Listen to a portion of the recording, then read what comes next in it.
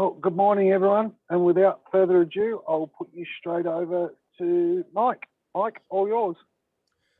Thank you, Wayne. Hello, everybody there on the other side of the world.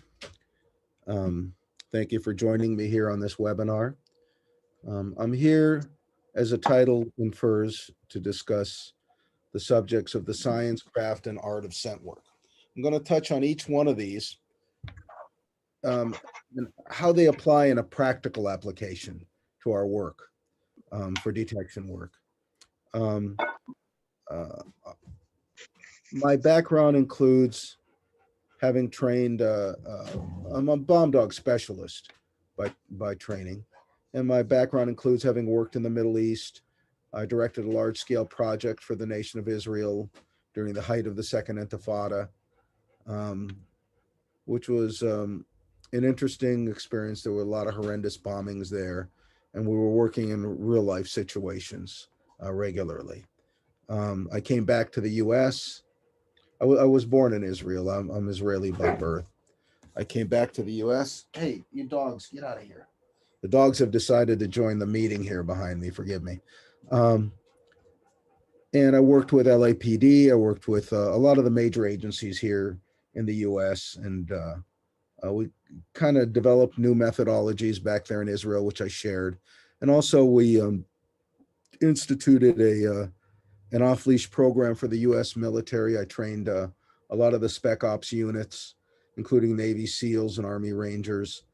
And the Marine Corps instituted, I helped initiate a program for them, an off-leash canine detection program, which was used, in Iraq and Afghanistan. But all right, enough on that. Let's move on to some more practical information here. Okay, there we go. So, I'd like to start off with this. I've always liked this. I hope you can all read this. It's an interesting commentary on dogs. And I think we'll take a minute to read this. I'm not going to read it out loud. I'll let everybody read it themselves. And I'll give you a chance to do that. The dogs out there, they're our partners, they're our friends. We count on them, we bet our lives on them, and they count on us. And I believe that's the approach we take. They're not simply tools. They're not pets, and they're not tools. They're valuable partners to us.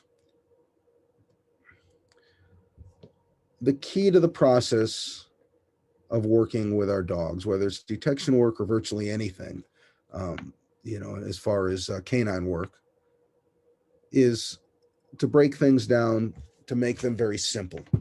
We're complicated creatures. We make everything very complicated. The dog looks at everything in a very simple way. Everything is black and white. We must keep that in mind when we communicate with the dog. When we train it and teach it, we want to make things so simple that a dog understands.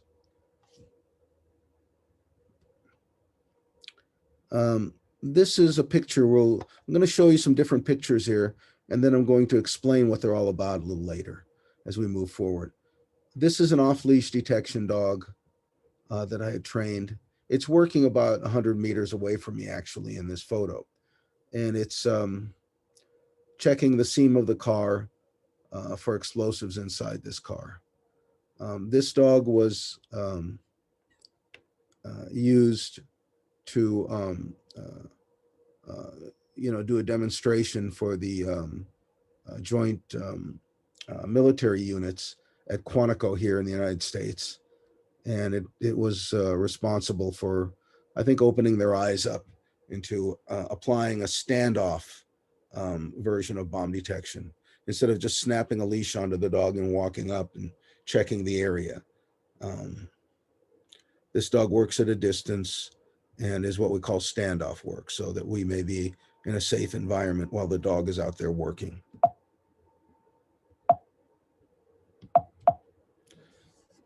Okay, there we go.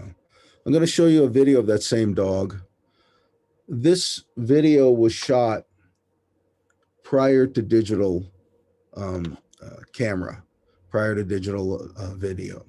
It's an old video, about 20 years old, and this is what was shown. And here you'll see the dog. It's a demonstration of directed off-leash work. The dog is wearing a small receiver on its collar, and I'm able to transmit commands and signals from a distance. These dogs work up to 400 meters away. That's what we did with them in Israel. And I worked with what was called the Oketz unit, which was the, Oketz means the sting in Hebrew, means the stinger. And the Oketz teams were dispersed throughout the military, and an Oketz team would lead a patrol. All right, it would clear forward as the patrols moved, checking for explosive devices, checking for, terrorists that may be hiding. This dog's doing a roadside clearance, a demonstration of a roadside clearance here. This was in 2003. This is what. With that little radio. Is that correct? That is correct. So you're sending commands from your handheld to the one on the neck. Okay. I'll go take it there and work with it.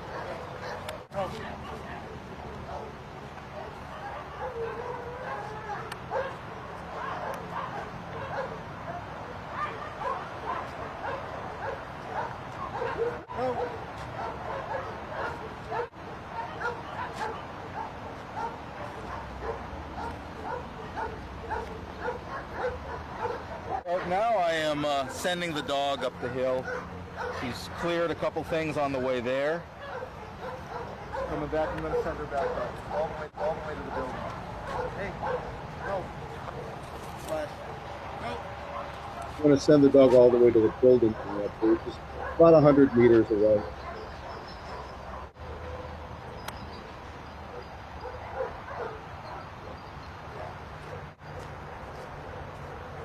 She just caught the odor there. It was indicated. Just indicated. She's frozen. That's it, right there. She's looking. Let's walk up. Okay. How far away do you think that is? 100 yards? About 100 meters? Yeah, 100 meters. Okay. And is I don't see any packages on top of the ground there. No, it's under the ground. So this is a buried device. Yeah. We'll walk up and you can see it up close. So Mike, come up to the camera here. Just tell me what the dog is doing while I shoot. The dog is orientated toward where the device is. She's a few feet back from it. She's backed off from it, and she's pointing with her nose directly at where the source of the odor is. So we know there's something there. By the bushes. By the bushes there. We're not sure. When we walk up there, we'll see exactly where it is. Okay, what do we see here now? The dog's orientated toward the green water meter device there, and there's material planted under the ground there. The dog is indicated on. If you follow the point of her nose, she's pointing directly at the source. Unbelievable. Okay. All right. Now, normally though, because we don't want to walk up on this, a bomb just indicated an IED into the area there in the ground, we would call the dog back. Right. I would call the dog. I can call the dog back now. Okay. Flash, come here. Here. There was no such thing as a dog that you call back at that time. So even back there at 100 meters, you could call the dog back? Yes. Okay. The call off was originally introduced. And here we have the IED.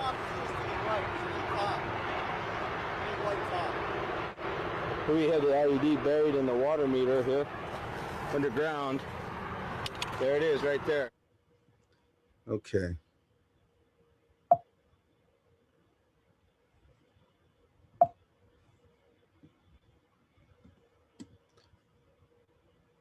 Let's see how I can move out of this thing. There we go.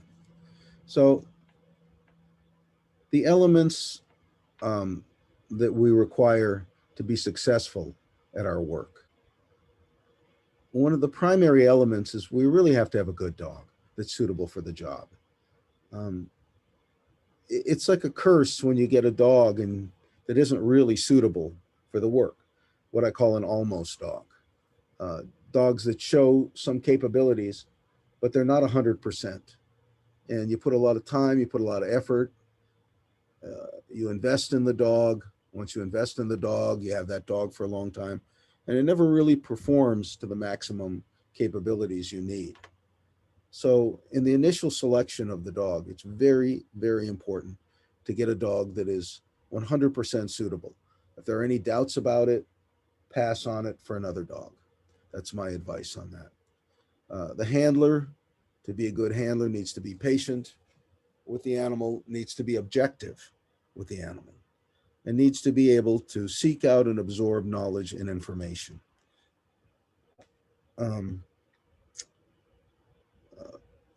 You can't be impatient with the animal. If the animal tears up your couch and you beat the dog, now you have a ruined couch and a ruined dog. You know, you have to understand they're a dog. You have to be objective about this. They're a dog, you're a human being. You know, don't anthropomorphize the situation. Don't take revenge on an animal because it makes you angry. All right, that's unprofessional, and that just makes no sense. Another aspect is we need appropriate training aids. We're going to go into detail about that, but you cannot function properly without appropriate training aids. You need good training instruction. Part of the nature of this work is you run into gremlins, you run into problems, you know, you run into issues that just pop up out of nowhere, it seems. And you need to be able to problem solve, and you need to be able to consult with someone who has an extensive frame of reference and knows how to deal with these different issues and advise you. You need a good instructor, a good trainer to support you. And you need proper administrative support.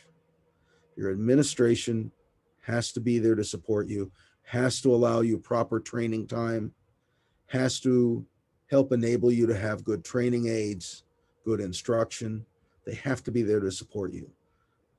Because if situations where there isn't good administrative support, things don't go well. So it's not just all on you. The instruction, when you're learning, it all has to make sense to the handler. It's not about do this because I told you so.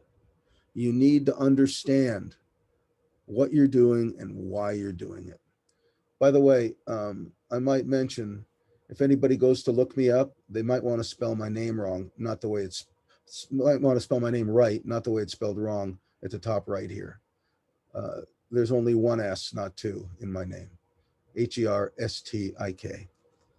So just thought you might want to make a note of that.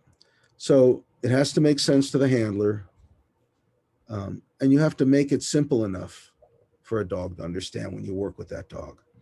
As I said before, we make it too complicated. Make it black and white.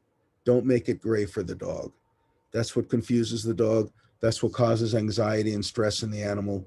You know, we put pressure on them because we think they're being resistant, and they simply don't understand what we want.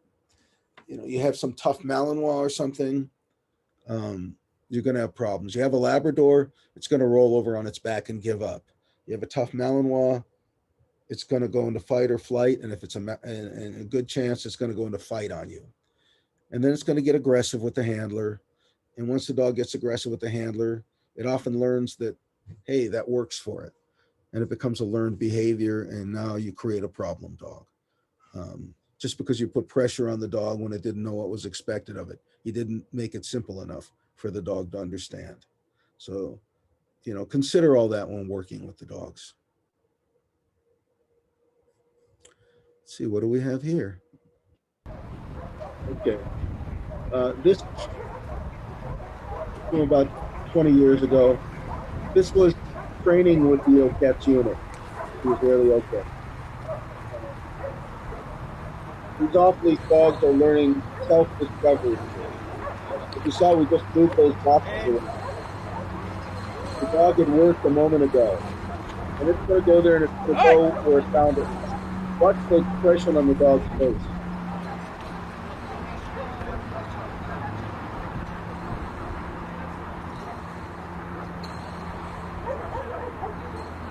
box, and that's where it got moved from.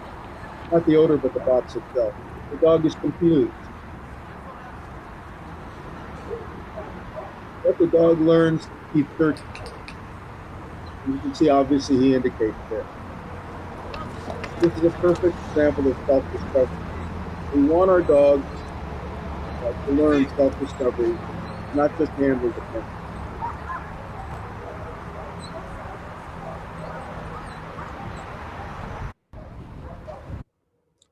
All right.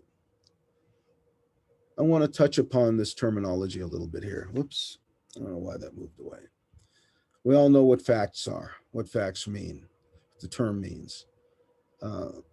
It's indisputable, all right? A thing that is indisputably the case, all right? So we often don't deal with facts in the dog world. All right? We often deal with anecdotes, which I'm going to mention. And there's a lot of talk now in the dog industry about canine science. The industry, you know, when I got involved in this, it was a mission. And in the last number of years, it's become very commercialized, quite frankly. And it's in my opinion, to the deterioration of the industry, all that commercialization, because it's gotten very gimmicky, you know. A lot of I see a lot of training that isn't really about training, it's about promotion and selling. Science, as relates to the canine industry, is an interesting thing.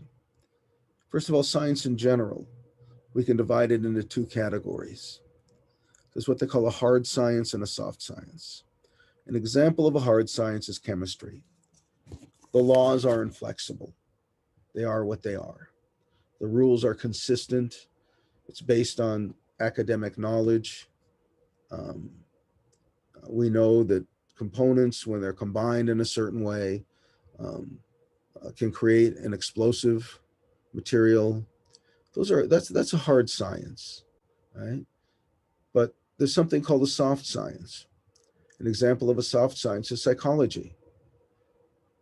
There's a lot of variables there in that science. It changes from one thing to another. And a lot of what we deal with is the science of behavior with our animals. And the rules aren't always consistent there. And we have to take that into account. Right? A lot of the rules, they're simply generalization. A lot of the scientific behavioral conclusions related to canine are made by scientists who work in a controlled setting. I believe they don't always have the observation and experience which is needed in the frame of reference. So that's a major factor in understanding behavior. The scientists that I had worked with, I worked with some of the best scientists in the country in the past. They've passed away since, but they never thought to tell me how to train dogs. What they did is they studied, they provided information which I could use, right? But they were never arrogant enough to say, this is the way you have to do it. They might suggest something, but they didn't have the hands-on experience themselves to tell me how to do something. And we have to keep that in mind. And, you know, in this industry also, there are some so-called scientists that are really have an agenda and are selling something. And that's contrary to science. And because they may have a scientific degree doesn't mean that everything that comes out of their mouth is science. A lot of times it's simply self-promotion. And I don't appreciate that when I hear that. And there's certainly one or two individuals in this industry like that, selling a product. So keep that in mind. You know, be skeptical.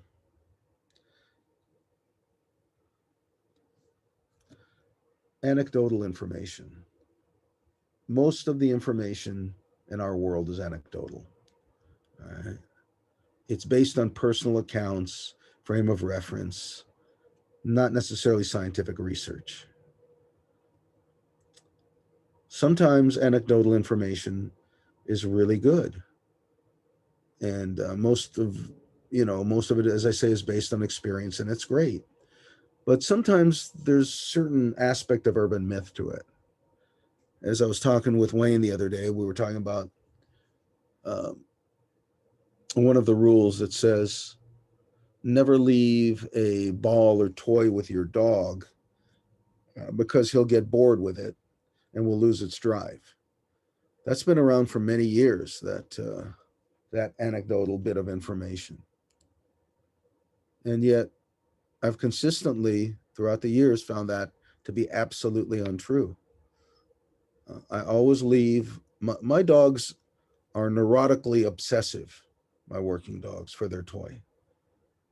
By leaving the ball with them, one that's indestructible, it calms them when they're not working. And I take that ball away when it's time to go to work, and they're obsessive as ever. And they're ready to do whatever I need them to do to get the ball back. You know, that's the deal my dogs and I have. It's like, I'm going to take it from you. You've got to find the target odor, and then I'll give it back. You know, and they understand that.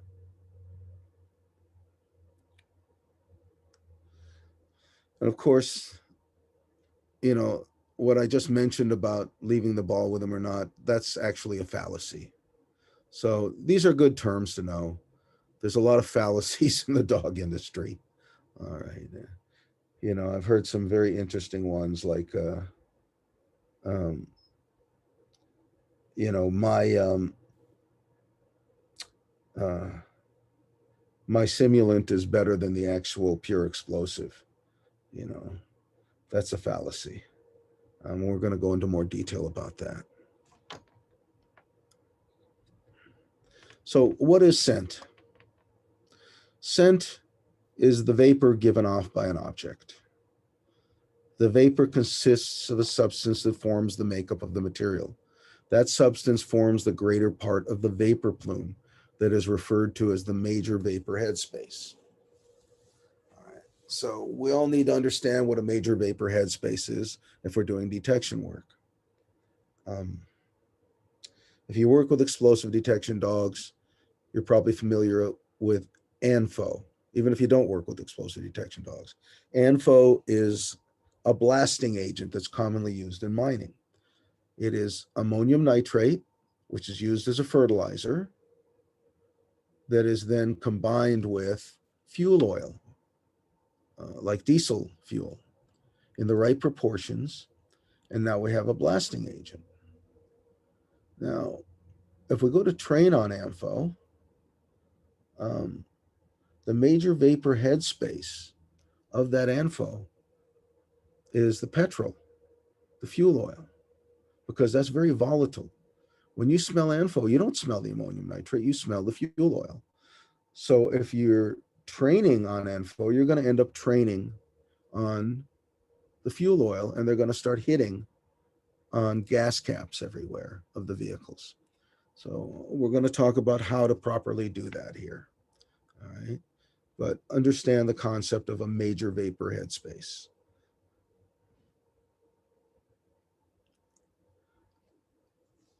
There are two components here we need to understand about scent. You know, I'm going to touch upon the science here a little bit here. I'm not going to do it ad nauseum, but this is some basic stuff.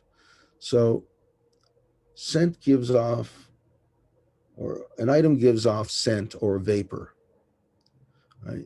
Different items give off more, some give off less.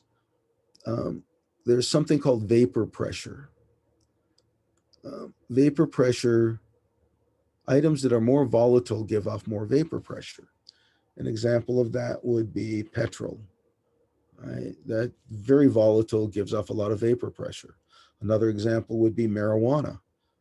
It gives off a lot of vapor, which creates a lot of vapor pressure. So if that is contained within something, right, that vapor builds in there and creates pressure. So higher vapor pressure items give off more scent, give off more vapor. The other aspect to odor is vapor density, and that refers to the actual weight of the vapor. Both of these things are important to know because if we understand the concepts, we understand the concept of how vapor, of how scent behaves, how it moves, how it doesn't move.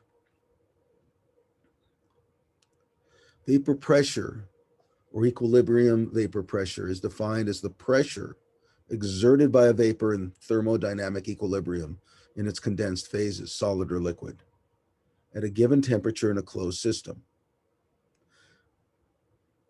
It's an indication of a liquid's evaporation rate, such as petrol. It relates to the tendency of particles to escape from a liquid or a solid. A substance with a high vapor pressure at normal temperatures is referred to as volatile. Petrol is volatile, marijuana is volatile. Right. Here's an example of how vapor pressure is measured. So we have material in here like petrol. The tube up here is closed off and this one is open. The petrol gives off the vapor, which comes up through here, goes through and creates a certain amount of pressure. All right. That then pushes the liquid up here and it's measured. All right. Higher vapor pressure pushes this liquid up higher or lower, depending on the pressure itself. All right. So that helps you to understand the concept and visualize vapor pressure.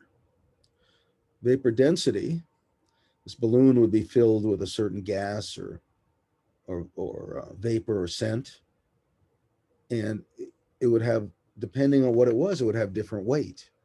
Now, it's measured relative to oxygen.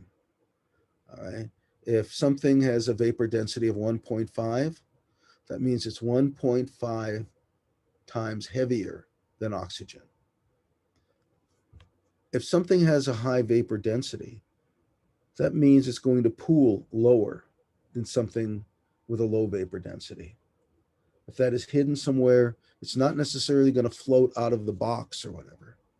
It's going to pool. It could have high vapor pressure, but if the density is high, it's going to pool low. So certain materials have different vapor densities and different vapor pressures, and you can look them up. You can look them up on the internet if you have some material. You can get some idea of what you're working with and what to expect from it.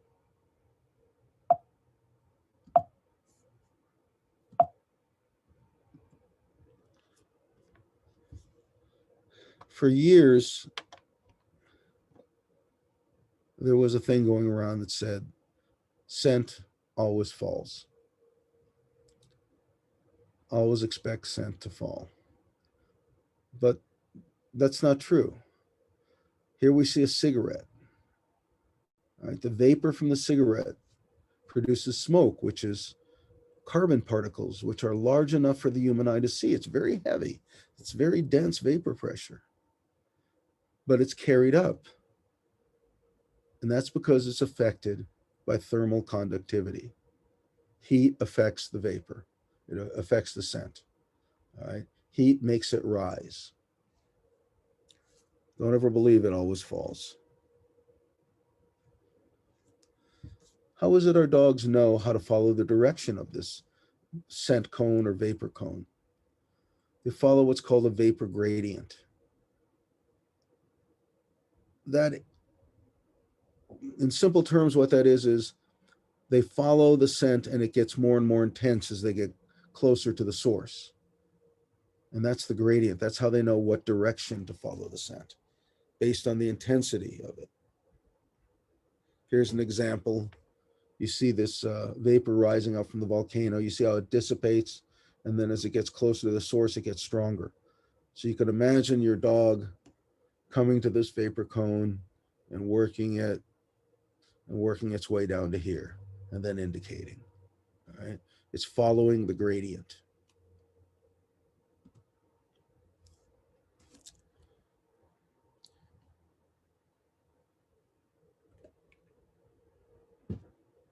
So with all these things in consideration, we need to always be aware of environmental effects. All right? We need to be aware of air currents, whether we're indoors or outdoors, because that's going to affect the scent a great deal. We know that if the air current is blowing toward us, the dog should be able to follow that scent cone right down to the source.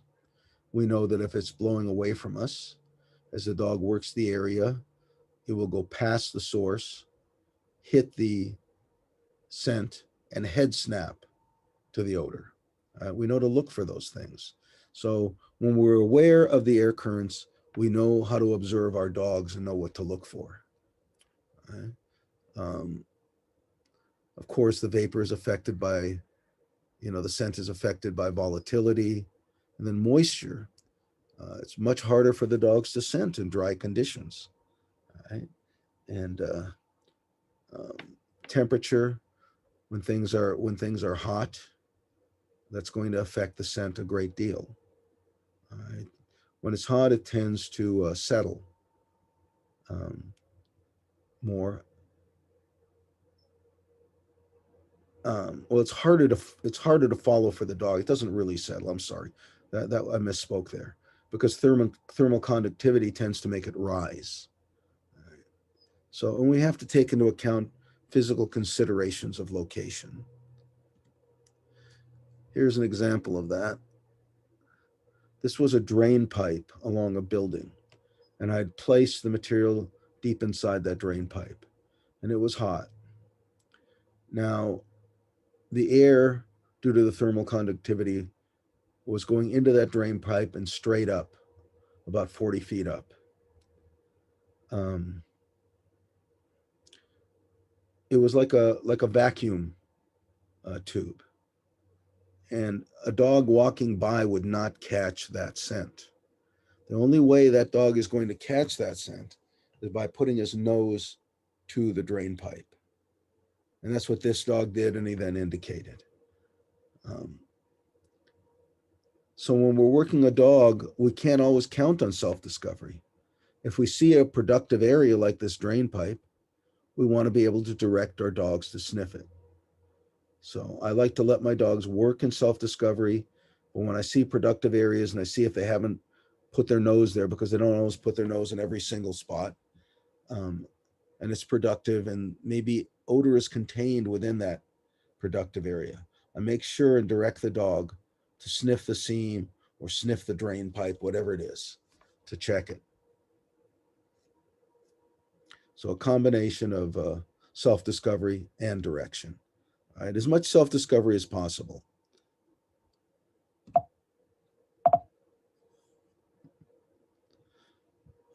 This is an interesting photo here. This was done with Schillerian photography, which Schillerian photography actually captures vapor. And this is a human being with a bunch of explosives on them. You can see how the vapor or the scent rises up from the human body. It hugs closely and rises up like a halo here. Very interesting photo. And it tells us how scent actually, works on the body there when a suicide bomber has it. We found that the dogs that tend to scent well are the ones that can check up high, something that's hidden up high. When this person moves or walks, that scent flows behind them like a wake, hence the term vapor wake. That's the origin of it. Right? The dog can hit on the wake and follow its gradient to the person.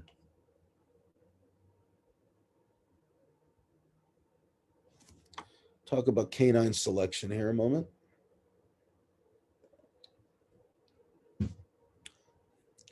We want to make sure some of this is very obvious, and we should all know this. The dog is physically sound and athletic. It's been ortho screened. It needs to be psychologically stable. We don't want some dogs with aberrational behaviors that just flip out and attack their handlers, or environmentally, they're not sound. They hear loud noises and they get nervous. That's washout material. That's not a matter of training the dog. Just, don't invest in the damn dog. Get a good dog. We want to see absolute obsessive retrieve and hunt drive. This is all geared toward toy drive dogs, by the way. So not just the obsessive retrieve drive, but obsessive hunt drive. So they search relentlessly for their item. They're obsessed with their reward toy, regardless of environment or distractions. Not, well, they work well in the backyard, but then I take them out to the airport and they're distracted and they won't do it. Well, that's a washout. That doesn't cut it. All right. And it's very popular now to raise and train puppies. And I think that's really cool. And it's a great project for you if you're not doing it professionally. But that's what it is. It's more like an amateur project, really. If you're getting a dog for training, don't screw with a puppy, because you don't know how good it's going to be. Maybe it'll be really good. Maybe it'll be good enough. Maybe it won't be any good at all. You won't know till it's older, really, because even when they show potential as pups, they go through a lot of changes hormonally and psychologically as they grow up. So the dogs, especially as they're going through puberty, so the dog should be past puberty. You should be able to evaluate and put the dog through all of the evaluation tests. If the dog passes and shows it has the right stuff, start training it right away. And it'll be ready anywhere from 30 to 90 days, depending on what you're doing. It'll be operational. So I don't screw with puppies. That's my perspective. Nothing against it. Guys want to do it, but not on a professional level. So the dog has to have the right psychological background, right psychological profile, the right physical profile.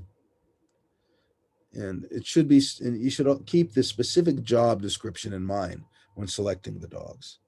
You're going to be working in the Coast Guard, dog's going to be going on boats. You want to make sure that the good dog is good around water, around the boats. You're going to be doing search and rescue work. You need to know that that dog will clamber over rubble piles and, through rough terrain. But gear your evaluation specifically around your job description. Dogs that work in war settings, they need to be able to work around very loud noises. All right. And one of the things we used to do with the old Cats dogs to test them was we'd have a cube van. We'd throw the toy in there. There'd be a guy in there with a blank gun and some earplugs. We'd send the dog into that cube van as he's firing off the gun. And it sounded like a cannon inside that cube van. And that dog had to come out with his toy or it was washed out. Okay, it had to search during all that noise, like a cannon going off. Not all of them passed that test, but they weren't all good for that job. So when you're picking the dog, have a trainer, subject matter expert, help you with the selection. Be very thorough in your evaluation. Be ruthless in your selection. No emotional aspects. Oh, that dog looks pretty. Don't be picking the ones just because they are good looking. The greatest dogs I've ever known were ugly as hell. And I always said, whenever I see a police dog, an ugly police dog with a handler, I always say to myself, that dog must be really damn good, because why the hell else would that dog be around unless it had talent? Not for its looks, that's for sure. So, and select for the right job description. Okay. We want natural aptitude in the dog, working genetics, inherent drive, and objectivity in our selection. When we have the right dog, there's a formula here. The right dog, we put out X amount of effort, it gives us X amount of productivity back. When the dog is good, we put out a fraction of the effort and training that we do in a dog that's mediocre. And it gives us twice as much back. So keep that in mind, and a lot less frustration. All right, let's get into scent imprinting here.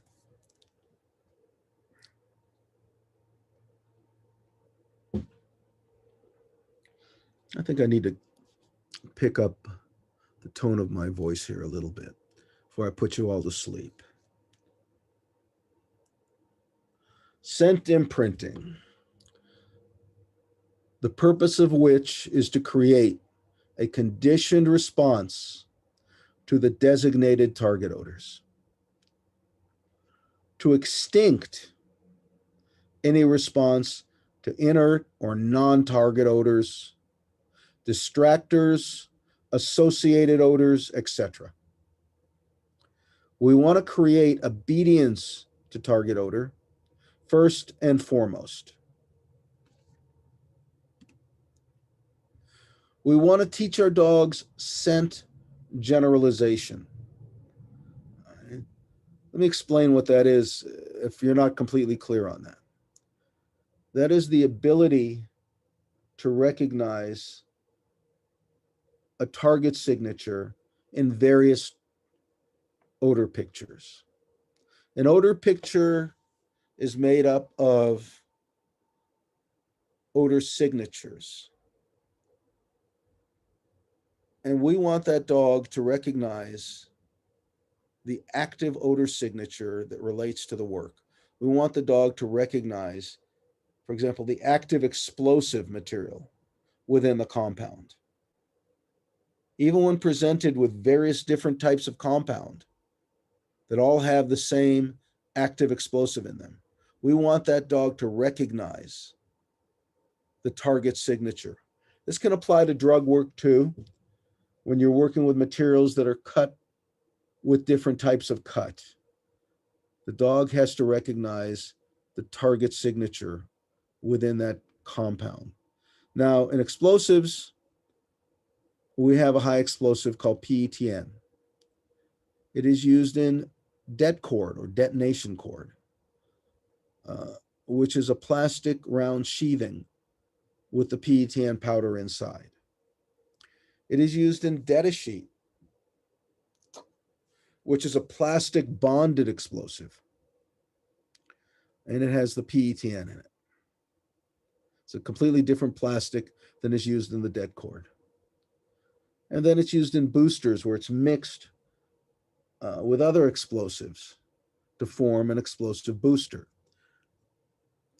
So we train on the pure PETN, the crystals, what we call reagent grade, 98.5% or more pure. Right? That's a scientific grade pure material, reagent grade. The dogs become imprinted on the pure PETN. We then expose them to the different compounds, and they learn that there's a common denominator among these compounds that they've been trained to recognize. Right? Oftentimes, I'll share an experience with you. When we were doing the training for Israel, we had a large training camp. We had about 150 dogs on site at the time going through training. I did some experiments with the generalization along with the scientists, and we found that dogs fell into one of three categories in their generalization skills. Some dogs, when they were presented with a different compound, yet the same odor signature, would actually walk it completely and didn't recognize it. But we took them back, we reinforced them on it, and they learned it very quickly. Other dogs learned it just automatically recognized it. They generalized, they were naturals, and they banged on it. Didn't matter what compound we put in front of them. And the third category of dogs, which was the vast majority of the dogs, came to the compound, which was different, but had the target signature in it. And they showed a change of behavior. but they didn't come to final right away. All right, they would bracket back and forth on the odor. They weren't quite sure, but once we could reinforce them, and 2 or 3 times, they immediately had the odor. All right, so the vast majority of them, when first learning to generalize, would simply show a change of behavior. Right? That was what was the most common thing. But the thing to note is that the dogs were, that there was an inconsistency there among the dogs. They don't all do the same thing. And that's what I was referring to earlier about behavior. There are variables. So we have to be subjective about the individual dog when understanding this. Now, the double-edged sword with the dogs that were really good generalizers was that they generalized on things they shouldn't be generalizing on a lot of times. They were very quick to generalize on a plastic container that was of the same type of plastic that we would store the explosives in. Even though it had never had any contact with explosives, they just generalized onto that because that became part of the odor picture they learned. So we also have to get into proofing or extinction of distractors.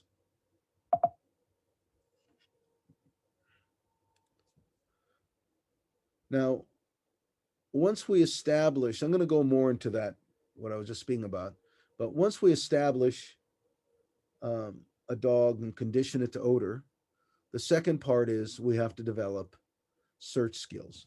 It falls into 2 categories. One is conditioned response to odor, or teaching them to alert properly, come to final alert. And then once that's accomplished, we then generalize into, all right, now you have to look for these odors in buildings, on cars and fields. So we have to work on the search skills, and we develop what's called patterning. And that's where the dog learns how to move around a room and naturally check productive areas on their own, or move around a car, checking it carefully. Here's an example of a dog showing a good conditioned response to odor. This was a young dog in training with the Army Rangers here years ago. Watch his reaction when it comes to the odor. Nice and crisp.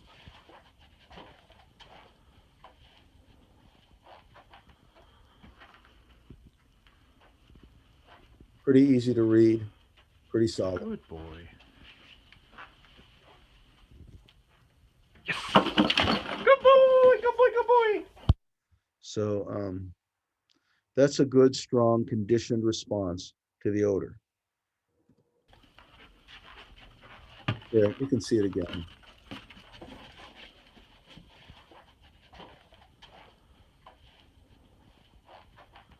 Kind of pretty.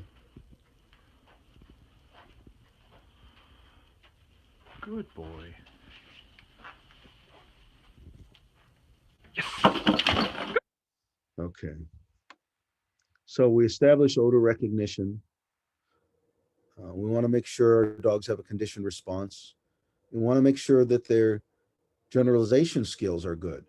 By the way, this applies to dogs that are already working out there in the field, not dogs just an initial scent imprinting. We can improve their generalization skills using the methods that I was showing there.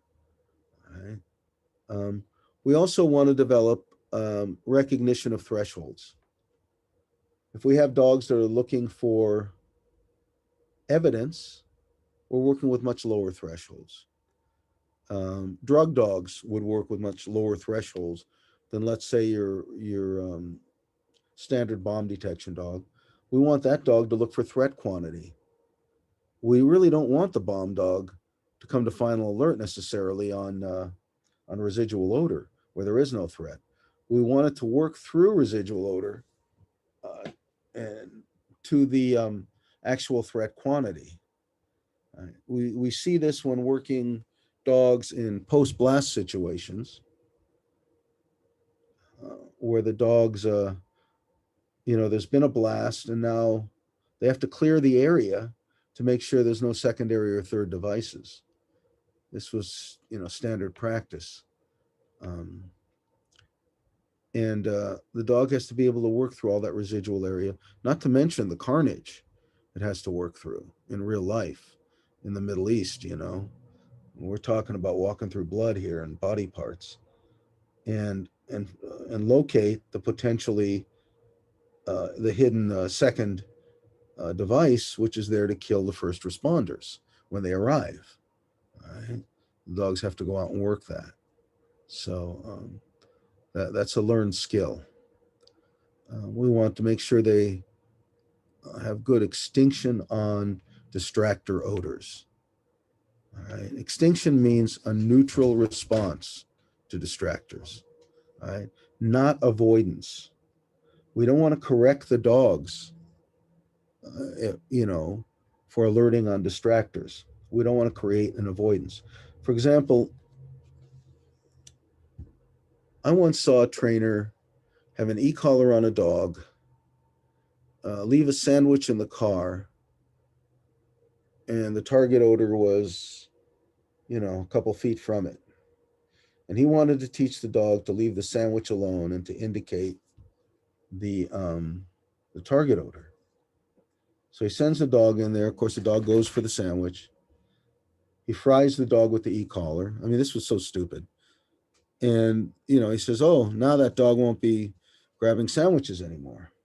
Of course, he created so much avoidance in the dog. Dog wouldn't go in the car to indicate, wouldn't go in cars anymore to indicate, you know, or locate the target odors. So what we want to do is train the dog to ignore the sandwich, to make it that it's neutral, and to find the odor. And we can do that on the wall. There is a method to do that on the Herstik wall. I'll touch upon that here. We talk about conditioning. You know, there's two basic types of conditioning: classical conditioning, which was Pavlov's dog, where he created involuntary reflex behavior. We're not really working with that. We're working with, I hear people talking about classical conditioning in the training, and there's virtually none of that actually used. We're working with operant conditioning, where we shape a behavior. Right? It's a voluntary behavior. It's not a reflex behavior. And it's a learning process. It's a step-by-step learning process where we shape a behavior in steps to create what we want. First, the dog comes to the odor and recognizes it. Then the dog comes to the odor and learns to, you know, be passive with it, learns to sit, you know, learns to search for it. It's a step-by-step process, and it's rewarded every step of the way. All right. And that's operant conditioning. There's a consequence after each behavior. And in detection work, it's a positive consequence. We hear a lot about purely positive canine training, especially among the pet dog trainers. Well, 99% of that is nonsense. The only place I've ever seen really almost 100% positive training is in detection work, because we cannot force our dogs to do this. We can only motivate them. And we must keep that in mind when working with them. We're there to motivate our dogs to do the right work. We start with the right dog, and then we start motivating them. All right, B.F. Skinner developed the concept of operant conditioning, behavior shaping. You know, we form a bridge, a secondary stimuli with a primary stimuli. You know, the secondary would be the drugs or the explosives. Dog sniffs them. He then forms a bridge with that through the training with his reward. All right. It stimulates a response that gets him his reward. And as part of that training, and as part of the step-by-step training, we fade out certain behaviors or certain help. Right? At first, we might put a little pressure with our hand to get the dog to sit, and we fade that out so it becomes automatic on the dog's part. You know, and we teach the dog to search in patterns as needed. I think it's worth mentioning Conrad Lorenz here when we talk about behavior, because people may encounter that. He developed a concept called ethology, which was the observation of natural behaviors that occurred in natural settings. All right. And here we can get into understanding the genetics of our animals and their natural behaviors. We know that different breeds of dogs have different natural behaviors. And in order to read our dogs and understand them, we must be familiar with this.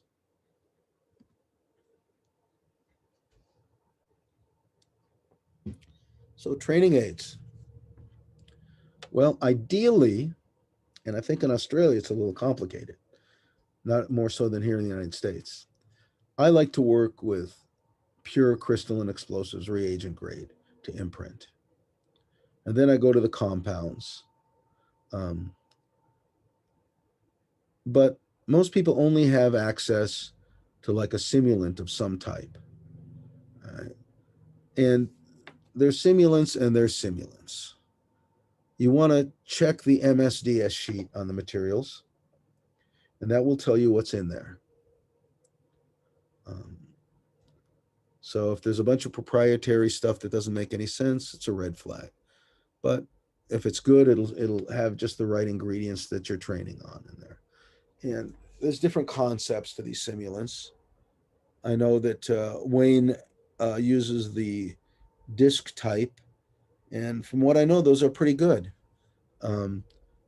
They're actually simply an actual explosive material that's been put in a format where it can't detonate, but the dogs are sniffing the target odor of the actual explosives. And that's fine to use something like that. Some of these other ones that are promoted by the individuals who manufacture them, they get very creative in their descriptions. And there's some integrity issues there. I don't necessarily appreciate those materials. But so anyways, keep in mind, approach everything with skepticism, and that doesn't mean cynicism. I get to be cynical, but, I've been doing this longer. So, all right, let's move on from there. Basic ingredients: suitable dog, proper drives, proper toys to work with. I like those Kong Extreme balls. I don't know if you get them there. They can't chew them up, and they have a hole through the middle of them. I'm not talking about the Kong toys. They're Kong Extreme balls. Have a marker tool of some sort. And you can build a Herstik wall. It doesn't I gave that concept away. We trained countless dogs that found countless explosive devices using that system. It's a very proven system, and the point of it all is in its simplicity. You can go on the internet, you can go on my website, you can find the plans for how to build one. All you need is some plywood and some plastic piping that you can get at the hardware store, and very inexpensive to build. Just take the time to learn the methodology that goes with it. And that's the easiest way to imprint odor, I believe, is using a Herstik wall. And even if you have an experienced dog, you can always go back to the foundation on that wall, and it sharpens them up. You want some training boxes that you can move around, and for odor, regular training boxes. When our dogs work, we don't want to be getting in front of the dogs and blocking them and walking backwards and showing them where to check everything. I mean, I used to see that all the time 20 years ago, and they're still doing that, some entities, and it makes no sense. You're getting in the way of the dog. The dog can't work. The dog should be leading you to the odor. You should not be leading the dog to the odor. That doesn't mean you can't direct it to check something, all right? But, the dog's got to tell you where the odor is. So here, this dog is caught vapor.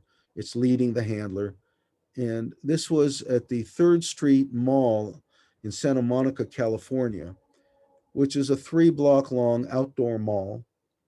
And we would patrol with the dogs regularly up and down that mall. And I would hide odors there for them to find. I would red team them. They didn't even know the odors were out there necessarily. And there were always blind searches. And the dogs became very proficient at working in this environment. Here you see that same dog. He's located the source of an odor under a meter, and he's doing a real nice indication on it. His handler is very happy with his dog. That was a very good dog. He's gone to source. Oh, here's my daughter's dog. Even that dog goes to source and indicates on stuff. Although I don't even want to guess what that dog's indicating on.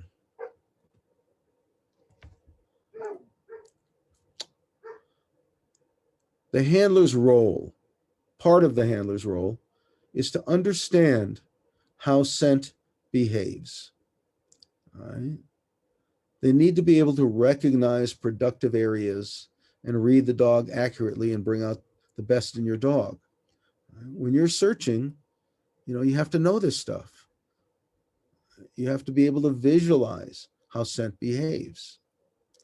When we see these smoke bombs in the cars showing us this is the way that scent behaves. You see a bunch of colored smoke pouring out of the cars. Just so you know, that's not even close to the way scent actually behaves.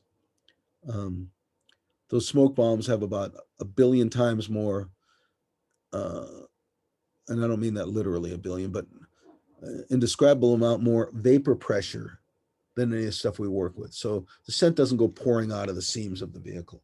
What that does show you, though, is where the scent is emitted from the vehicle and where we have to check carefully to make sure that the dogs have checked the vehicle. Right? The canine's role is to recognize and indicate the target odors. It's to lead the handler to the odor and exhibit a trained change of behavior upon encountering the target odor.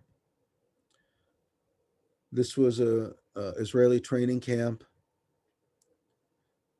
Here you see the dog indicating on the trunk of a car. It's a nice little indication.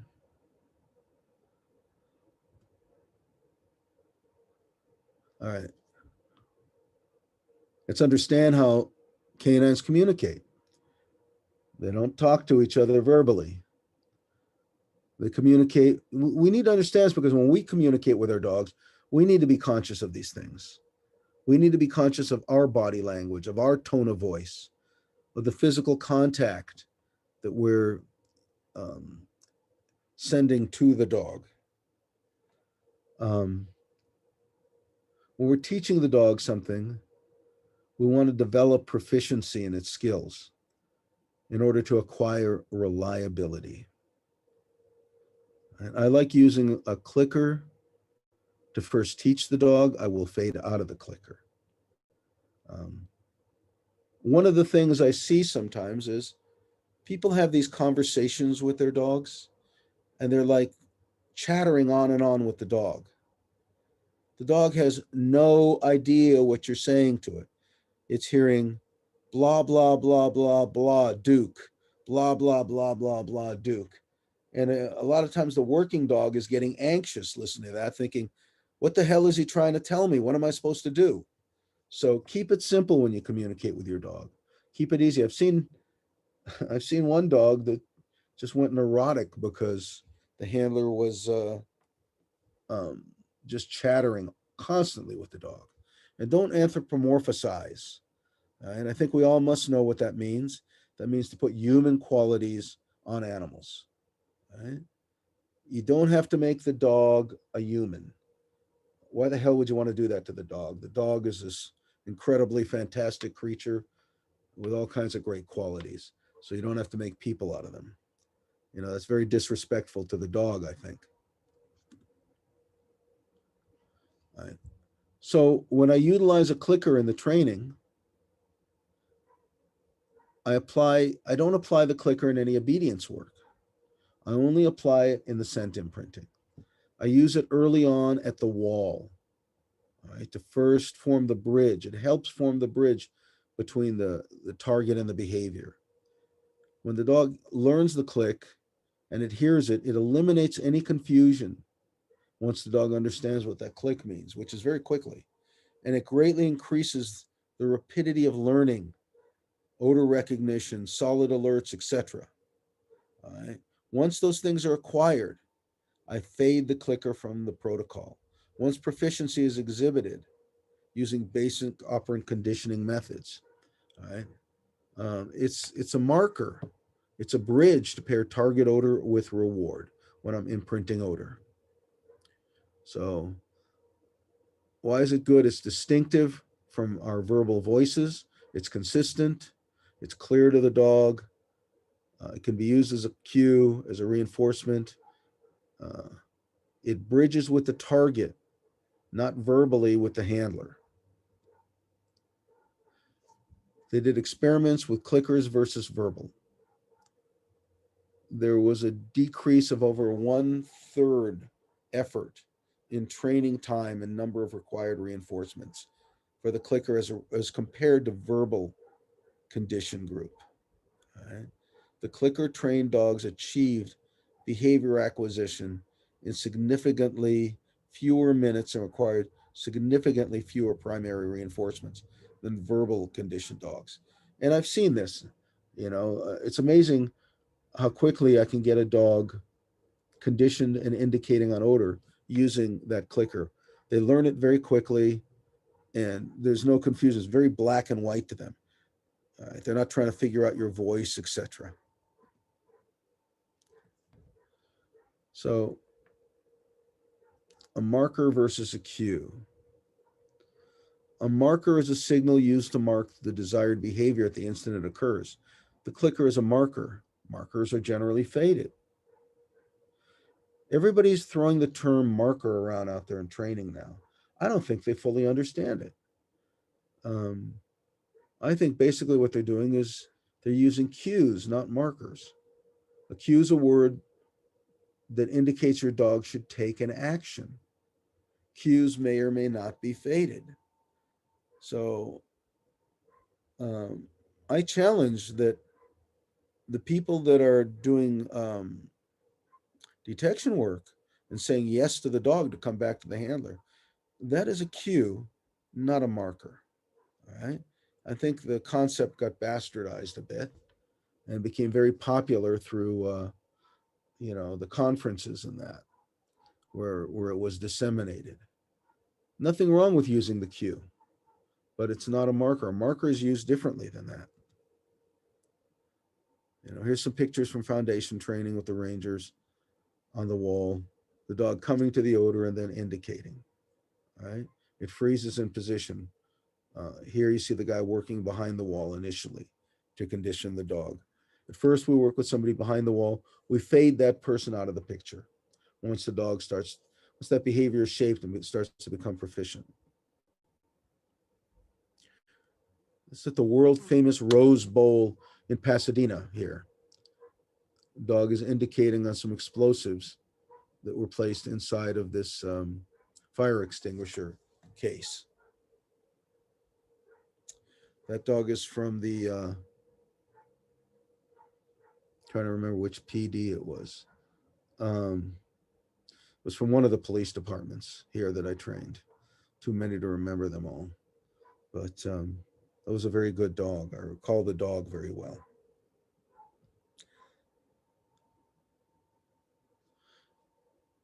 You can go online and find the plans for this. Here's a Herstik wall. It's really simple. 3 plywood sheets connected together. These are some stakes in the ground. Here's the tube system in the back. One tube is marked, as you see here. That tube is dedicated toward target odor.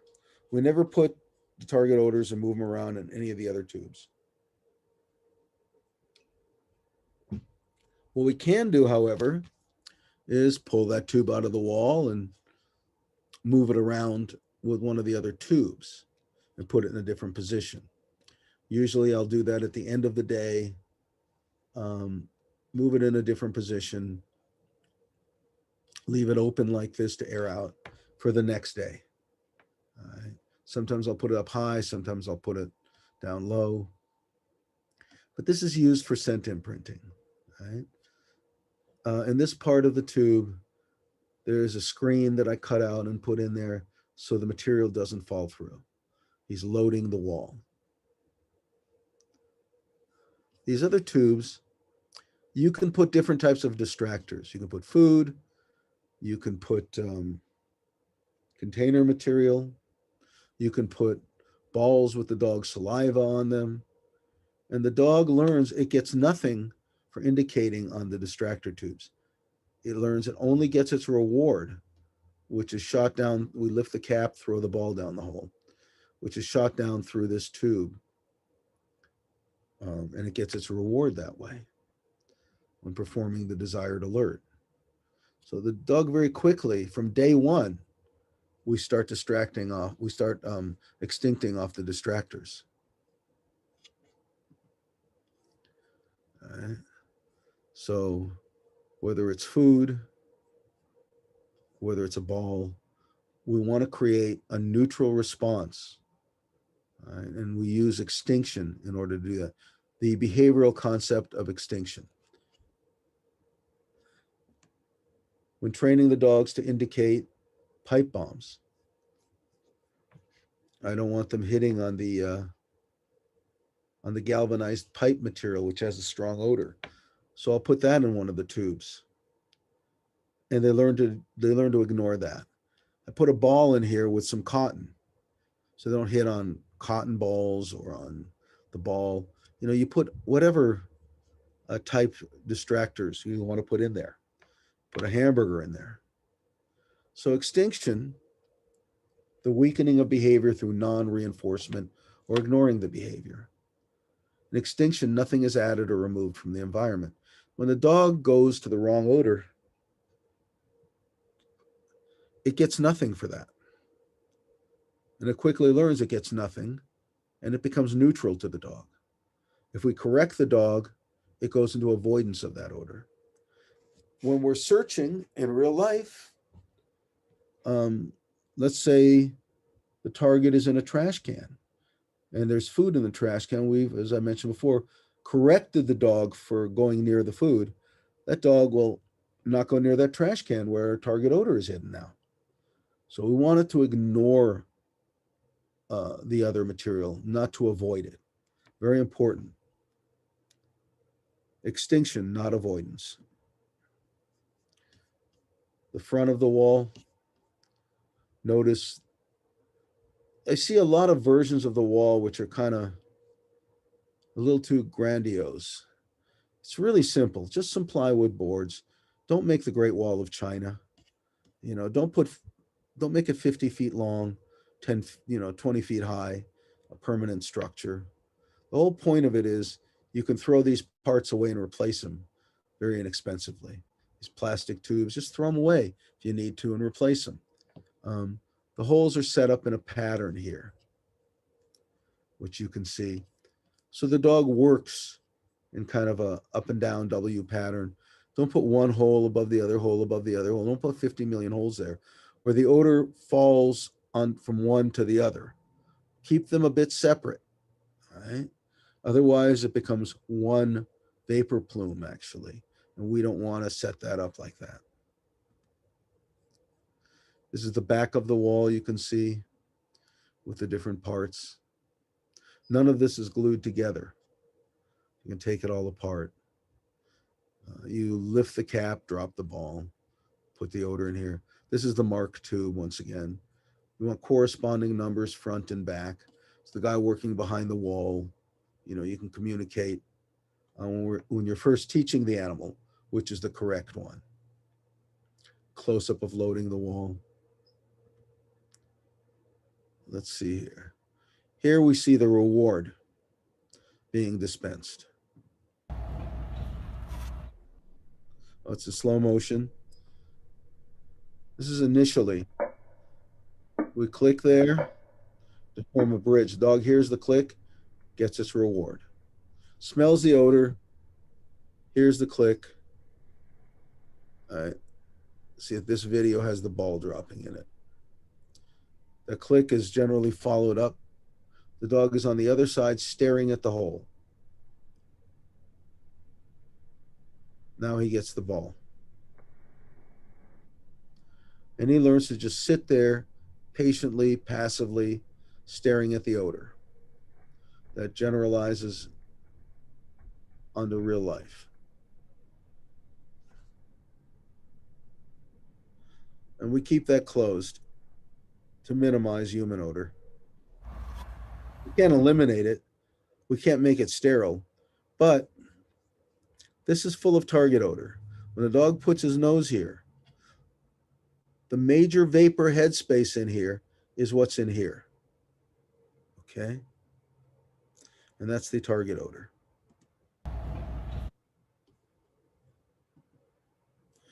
Here, the ball was dispensed. Here's the dog on the other side catching the ball.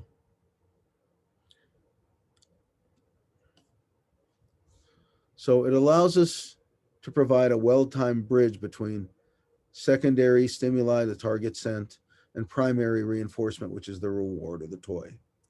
It creates a conditioned response to the target scent, obedience to odor.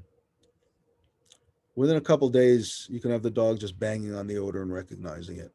Within a week, they're working, indicating on different odors, sitting and indicating. It takes about 3 weeks to solidly imprint an odor, keep in mind. All right. Just because the dog recognizes it right away, you need some repetition to be solid.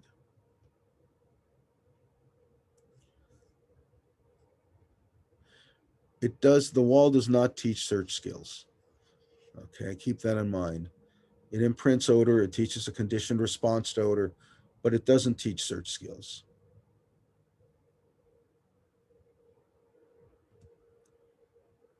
Here's another little video. This is a more experienced dog. We just brought him back to tune him up. The South Pasadena PD. That's where this guy was from.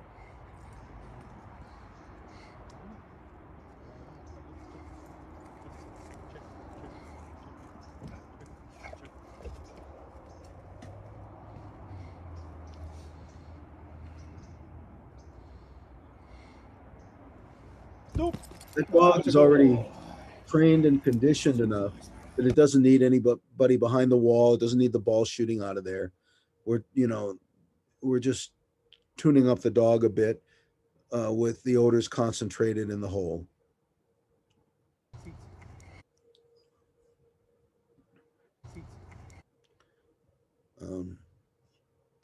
Here's Israeli Border Patrol dog indicating on a low hole there, low find.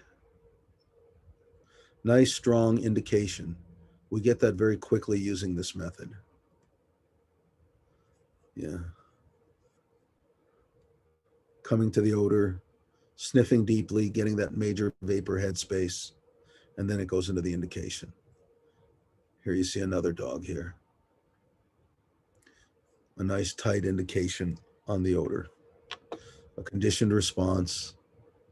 It's independent of the handler. We teach the handler moves around, banging against the wall on either side of the dog, moving right and left. That dog is just focused on the target odor. Doesn't matter what its environment is. All right. You have less false alerts, greater reliability, a much more solid indication. All of these are qualities we want in our dog. We don't want the dog running over, sniffing the odor, and running back to us. All right.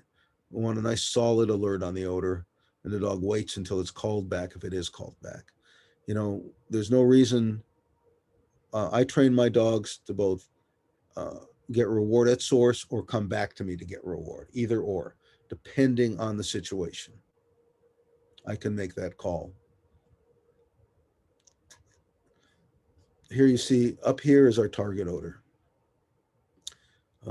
This is a drug dog I trained. It found millions of dollars worth of drugs, this dog. I don't do a lot of drug dogs, but I trained this one and it was really a good drug dog. I trained it like I would a bomb dog. It's a Dutch Shepherd. He's very nice indicator. He's just holding that like a statue there, showing us where it is. The advantage of this type of alert is, you know, the dog stops here, turns around, looks at you. You still got to search and find where the damn thing's hidden. Here we see this laser from here to here telling us right where it is. All right. So that's one of the nice features of this type of an indication. Okay, it's called a focus alert. It's a term I coined many years ago. I borrowed it from a focused heel in training, and where the dog heels alongside you and looks at you, and I converted it for detection and call it a focus alert in detection. And what do we have here? Oh, we're training in this area here. Here's my bedroom here. No, just kidding. My friend Dondi Heydrich, former master trainer of the Rangers, off to the right. This is actually my dog coming in here to work. And it's interesting to watch how he works the odor. He realizes as he comes in that it's up high somewhere. And he's searching for it. He's following that gradient. He says, it's up high here, but that's not it. He's determined where it is now when he jumped up on the desk. You know, he worked into the vapor plume and determined it. And now he shows me where it is. It was kind of a nice picture to watch how the dog worked. The consistent thread through all of this to always remember is you have to make it so simple, it all has to make sense to both the handler and the dog. That's just a basic rule we must follow. And what do we have here? Oh, this is that video from before. We don't need to watch it again. Here. Always keep the environmental considerations, air current, how that affects vapor plumes from source, thermal conductivity, volatility. These were some dogs early on for Israel. Shortly after I developed the wall. Hole.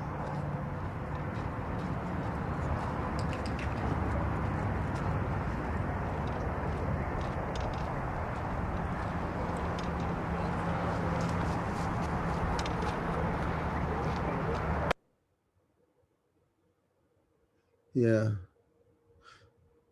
The girl in the picture, the young woman who was one of the people, she was a former military, and she came to learn at the project. While she was training there, I recall her sister was murdered in a terrorist attack in Israel while she was actually training. Yeah, she was devoted to the training. You know, a whole different perspective in those sort of situations. Here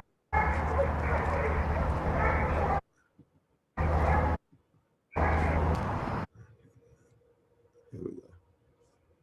So the term imprinting is actually a bastardized term borrowed from Konrad Lorenz.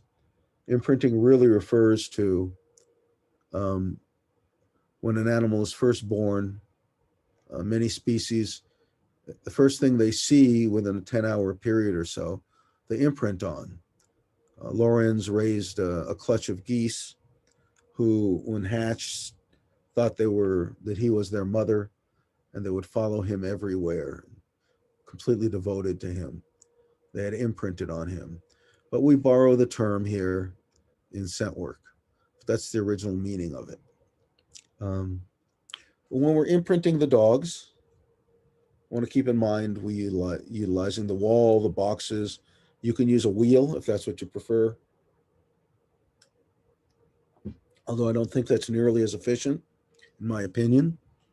I like to use as pure an orders as possible. When introducing the dog to those odors, I want to make sure that the dog is being introduced to the major vapor headspace of those odors. For example,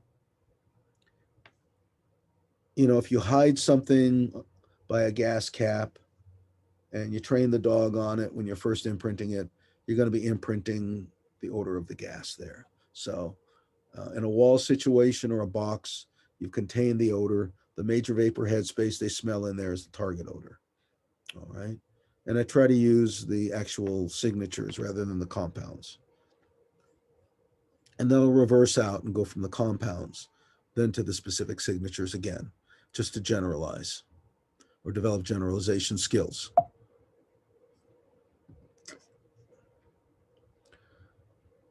When we work with our dogs, understand about shaping.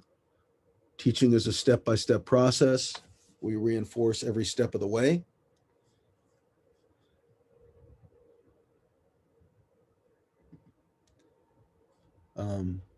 Do we train our dogs to receive reward at source or to be called back for it? Well, I think either or both are okay. I prefer both. If you're reward at source and you're a bomb dog, you can pull the dog off in a real situation. All right, and that's generally what they do. You don't reinforce in a real situation. And that's not going to hurt the dog's training. 1 out of 1,000,000 times you pull a dog off. The concept of off-leash standoff. When we're working our dogs off-leash in scenarios, it's not just a matter of taking the leash off. Right? The dog has to be trained to work off-leash, has to be able to take direction. It has to have patterning skills, know how to work around a room, has to have a solid conditioned response. Here's an example of what I'm talking about. See the dog working around this office. He's working a nice pattern.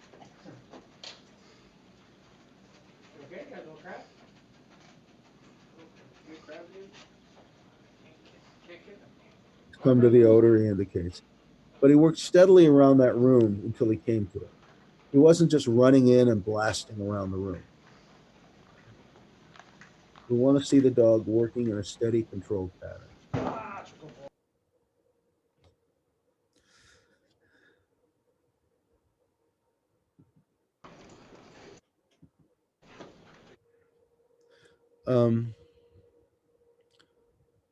We want to enhance patterning skills.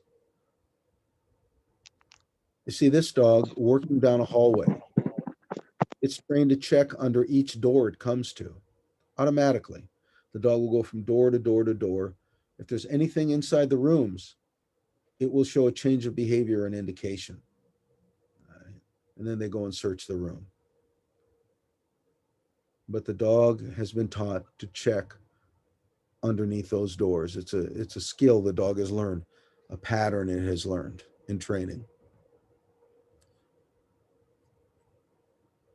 Here. This is a dog doing some directed search. It's clearing the front of the building for updates. It's being directed. Send the dog out there. I direct it back to the left. There's about 5 pounds of potassium chloride behind that front door, just like a booby trap. Before sending in officers, we send the dog to clear the front of the building first.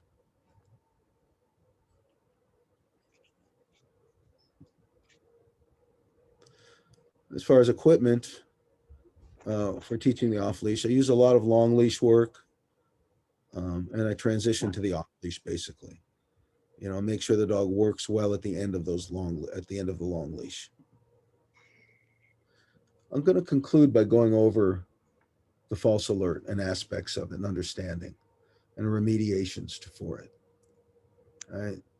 The most common reason for a true false alert is the dog reading and reacting to inadvertent signals from the handler rather than responding to target odor. Dogs are much better at reading us than we are at reading them. They're anticipating our behavior. Everybody knows when we get dressed to go out in the evening and we put our keys in our pocket, that that dog knows we're going out and it's right on top of everything and it's watching us. So generally when we train, we want to work with supervised blind searches. And that's one of the best ways to remediate the dog reacting to our behavior as we see the dog approaching when we stand still or whatever it is that we do. The other reason for false alert is time, stress, pattern. False alert. Ya, cálmate, ya, cálmate. We often will work our dogs for a very short time period when we train, less than 15 minutes. And then we do a real search and it turns out to be 30, 40 minutes. And our dogs start stressing because that's longer than they've worked, than they're used to working. And they start false alerting, anticipating. So the way to fix this is through intermediate searches. Don't go just longer searches, long, short, make them inconsistent so the dog isn't anticipating a pattern. All right. And then target odor contamination. We've left our odor somewhere, it's left residual. The dogs are hitting on, on the residual there.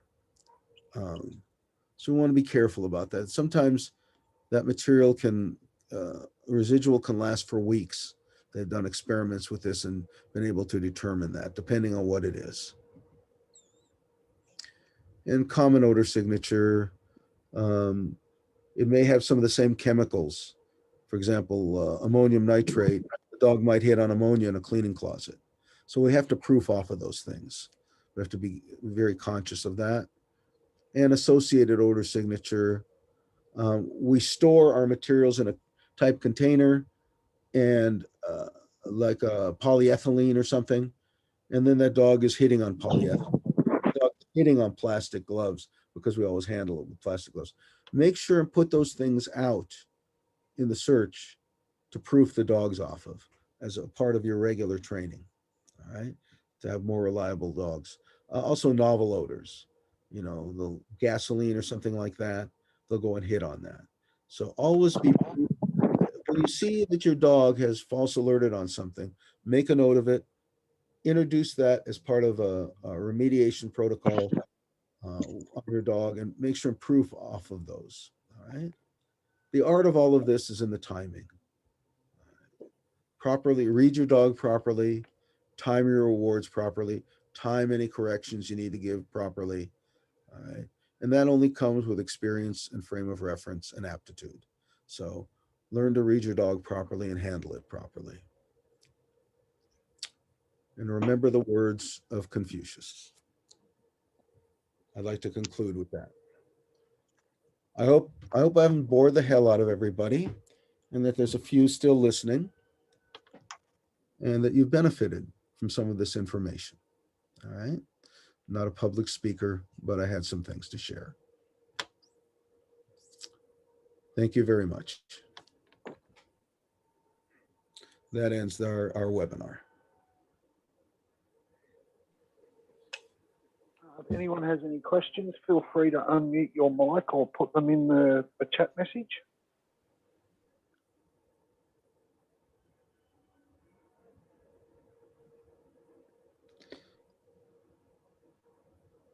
I can't seem to get this chat to go to everyone anymore, but this is Lori Wells. I just want to say thank you so much. This was fantastic. Oh, thank you. Okay. I'm dealing with dead silence at this end and I'm like, is everybody asleep or what? I'm glad it benefited. Yeah. No questions? I'm glad everybody's got it figured out now.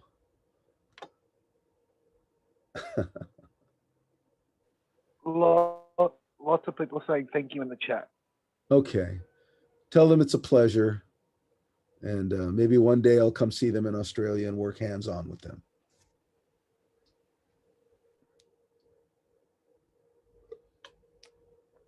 All right, Wayne. Do we conclude from here or? Are we waiting for any other questions? Yeah, we will wrap it up for the day. Thank you everybody for attending. Thank you, Mike, for the great knowledge transfer, and we hope everyone enjoys. I hope so. I'll be talking to you then, Wayne, okay? All right. Good night to everyone, or I guess it's day over there. It's evening here. All right. Good day to you. All righty. Bye, everybody. Bye now.